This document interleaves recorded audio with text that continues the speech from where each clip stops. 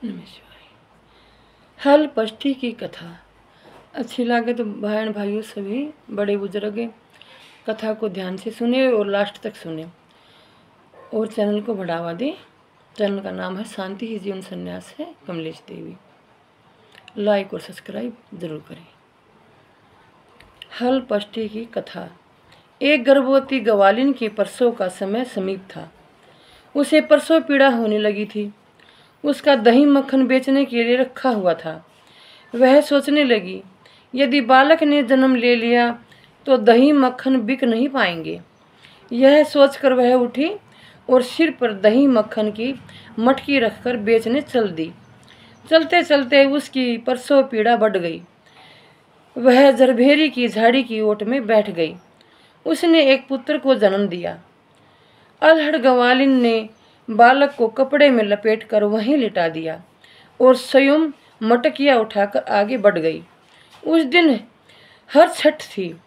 यद्यपि उसका दूध व मक्खन गाय भैंस का मिला जुला था, पर उसने बेचते समय यही बताया कि यह केवल भैंस का है। इसलिए उसका दूध दही बिक गया। जहाँ गवालिन ने बच्चे को छिपाया था, वहाँ एक किसान हल चला रहा था। उसके बैल बिदक कर खेत की मेड़ पर जा चढ़े। हल की नोक बच्चे के पेट से टकरा जाने से बच्चे का पेट फट गया। किसान ने तत्काल झरभेरी के कांटों से बच्चे के पेट में कांटे लगाकर उसे वहीं पड़ा रहने दिया। गवालिन ने लौटकर बच्चे को मृत पाया। गवालिन ने सोचा, यह मेरे पाप का फल है।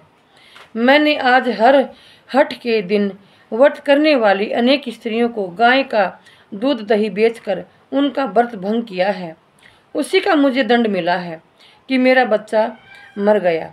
उसने सोचा कि मुझे लौटकर अपना पाप स्वीकार कर प्रायश्चित करना चाहिए।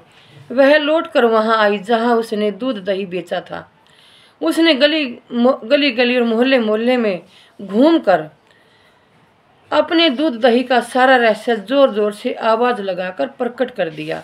यह सुनकर स्त्रियों ने अपनी धर्म रक्षा के विचार से उसे आशीष दी। जब वह वापिस उसी खेत में पहुंची तो उसे उसका पुत्र जीवित अवस्था में मिला।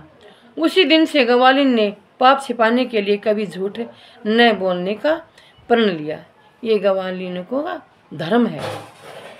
आज भी वे कभी झूठ नहीं बोलते, इसलिए गवालिनों की बात पर हमेशा विश्वास करें। नमस्कार।